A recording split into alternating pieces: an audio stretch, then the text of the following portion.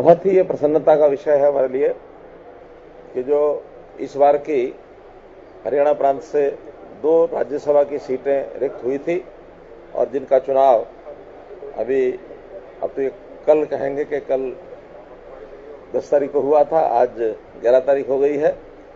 और इस चुनाव में सभी 90 संख्या का गणित तो आपको मालूम ही है। इसमें भारतीय जनता पार्टी के 40 विधायक हैं, 31 विधायक कांग्रेस पार्टी के हैं, 10 विधायक जेजेपी के हैं और इसके अतिरिक्त इंडिपेंडेंट्स हैं, 2 पार्टियों के एक एमएलए हैं। तो उसमें 2 राज्यसभा के सदस्य चुने जाने हैं, 3 ने नामांकन किया था। तो उसके लिए मैं ऐसे सब विधायकों का जिन्होंने भारतीय जनता पार्टी के कैंडिडेट श्री कृष्ण पवार जी और हमारे इंडिपेंडेंट कैंडिडेट श्री कार्तिकेय शर्मा जी, इन दोनों को चुना है और सफलता दिलाई है, ऐसे सभी विधायकों को मैं हृदय से धन्यवाद देता हूं। और ये एक प्रकार की हरियाणा की जनता की जीत है, लोकतंत्र की जीत है। मैं आशा करता हूं कि दोनों हमारे नए राज्यसभा के सदस्य राज्यसभा में जाकर के हरियाणा के हितों की पूरी चिंता करेंगे और हरियाणा के बारे में जो भी विषय है केंद्र सरकार के नाते से वहां सदन में उठाने की बात करेंगे। हरियाणा की जनता का इसमें लाभ होगा। मैं पुनः जिन विधायकों ने भी हमें समर्थन दिया है, और आज तो समर्थन दिया या नहीं दिया, 90 के 90 विधायकों को मैं आज बधाई देता हूं, शुभकामना देता हूं।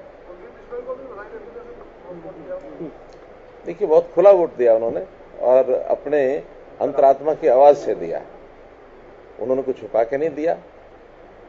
और निश्चित रूप से मैं कह सकता हूं कि उनकी जरूर आस्था मोदी जी के केंद्र की सरकार के जो नीतियां हैं, जो उपलब्धियां हैं, जो हमारी विचारधारा है, उससे प्रभावित होकर के ही किया होगा। उन्होंने इस बात की भी चिंता नहीं की कि कांग्रेस पार्टी उनके साथ क्या करेगी, लेकिन यही होता है कि राष्ट्रीय विचार के साथ जुड़ने का एक अवसर अपनी अंतरात्मा के हिसाब से उन्होंने वोट दिया। उनको भी मैं अपनी ओर से बहुत धन्यवाद करता हूँ। सर, अनुपात क्या रहा है जो दूसरी सीट पे चुनाव था कार्तिकेय शर्मा जी और उनके बीच में, अजय माकन जी के बीच में, अनुपात क्या रहा है सर? देखिए, इसका एक गणित होता है। एक कैंडिडेट ने वोट डाला नहीं और कांग्रेस के एक कैंडिडेट का वोट खारिज हुआ, कुल स्ट्रेंथ 88 रह गई। तो 88 में 1/3 से जो ऊपर आ जाएंगे वो 2 चुने जाएंगे, जो 1/3 से नीचे रह जाएंगे वो हार जाएंगे। तो 88 का 1/3 बनता है 29.34। तो 29.34 वोटों से दोनों ही फर्स्ट प्रेफरेंस और सेकंड प्रेफरेंस मिला करके हमारे दोनों कैंडिडेट रहे, जबकि कांग्रेस के 29 ही मेंबर रहे।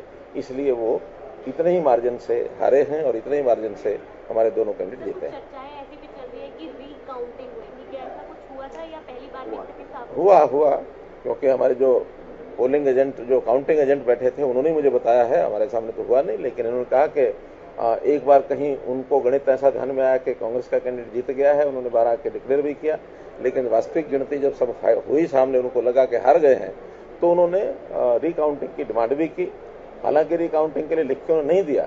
ये हमारे जो पोलिंग एजेंट हैं, जो काउंटिंग एजेंट हैं, ये उनकी उदारता है। उन्होंने कहा ठीक है, अगर आपको लगता है कि दोबारा करने, दोबारा करा सकते हैं, क्योंकि बहुत कम संख्या 88-89 वोट ही थे।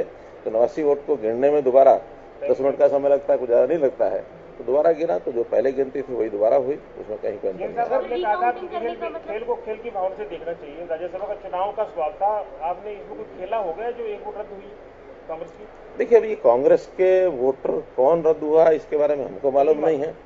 हमें मालूम नहीं है। और लेकिन मुझे लगता है कि कांग्रेस के लोग अपने आप ही बता देंगे, क्योंकि हर पार्टी के एमएलए का जो वोट है वो उनका एजेंट देखता है। तो हमारे सब जितने हैं, सबके सब ठीक निकले हैं। कांग्रेस का ये एक, अगर जो कैंडिडेट है जिसने अपना मत का गलत उपयोग किया है, तो कांग्रेस के एजेंट जरूर जानते होंगे। तो कांग्रेस के एजेंट हो सकता है, आपको हमको किसी को भी बता दें। मैंने बताया कि कन्फ्यूजन नहीं, उन्होंने कहीं ये समझ लिया कि उनके 30 के 30 वोट आ गए हैं। सर, कुलदीप का स्वागत है। कुलदीप बिश्नोई जी, देखिए, ये उनकी अपनी अंतरात्मा की जो आवाज है, उसका ज़्यादा एक महत्व रहेगा, वो क्या करते हैं, और अगर वो आएंगे तो हम उनका स्वागत करेंगे। पिछले कुछ दिनों से वो लगातार आपके संपर्क में थे और पिछले तकरीबन 20-25 दिन से लगातार ऐसे लग रहा था कि वो आपसे बेशक आदमपुर की विधानसभा क्षेत्र के लोगों की मांग पे मिलते रहे हैं, लेकिन बहुत उदारता से आपका प्रशंसा भी करते थे, आपके कार्य की प्रशंसा भी उन्होंने की है और बहुत उनकी जान से मारने वाला मामले में भी आपकी बहुत प्रशंसा किया। तो ऐसे लोग कांग्रेस में बहुत से हैं जो लगातार मिलते भी रहते हैं, उनके क्षेत्र के काम भी हम करवाते हैं। उनको कभी कोई कठिनाई आती है तो उस कठिनाई के लिए हम हमेशा साथ खड़े रहते हैं, क्योंकि आखिर तो अपने प्रदेश के विधायक हैं, हम उसमें कहीं कोई किसी के साथ भेदभाव नहीं करते हैं। तो इसलिए ये विषय कहना कि भी हाँ केवल वो मिलते थे, और बहुत मिलते हैं, लेकिन सबका हुड्डा साहब का भी स्वागत है। सर, कांग्रेस का एक वोट जो खारिज हुआ है उसका कहीं ना कहीं सीधे तौर पर फायदा भी मिला है। एक हफ्ते से ज्यादा समय लगभग कांग्रेस के विधायकों को ट्रेनिंग दी गई, लेकिन उसके बाद भी छोटी छोटी जो टेक्निकल गलतियां थी उनका ध्यान नहीं दिया। बस टेक्निकल ट्रेनिंग जो होती है उसका एक अंतर होता है। उन्होंने 1 सप्ताह तक ट्रेनिंग दी, हमने 1 दिन ट्रेनिंग दी, तो हमारी 1 दिन की ट्रेनिंग, उनकी 1 सप्ताह की ट्रेनिंग, वो फिर फेल हो गए, हम फिर पास हो गए। ट्रेनिंग हमने भी दी है।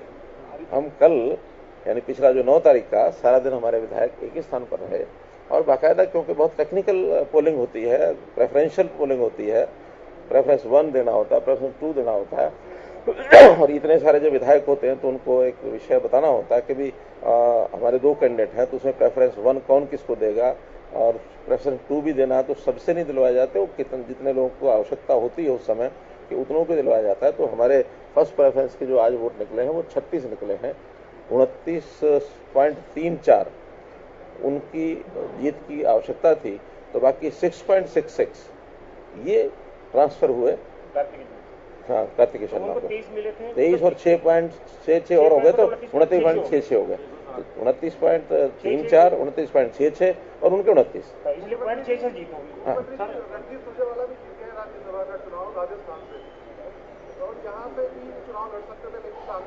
देखिए, ये अब कांग्रेस की इंटरनल बात हो सकती है, मैं उस पर कोई टिप्पणी नहीं करूंगा। हाँ, रणजीत सुरजेवाला चौके राज्यसभा में चुन के आए हैं, उनको बधाई जरूर देता हूँ। सर, हरियाणा कांग्रेस के पेज पर सत्यमेव जयते भी ट्वीट किया गया है, जो भी पहला वो आया कि लगातार जीत की अपनी विधायकों अजय माकन की जीत की बधाई दिए लगातार। तो पहले ही तो कंफ्यूज था, तो सत्यमेव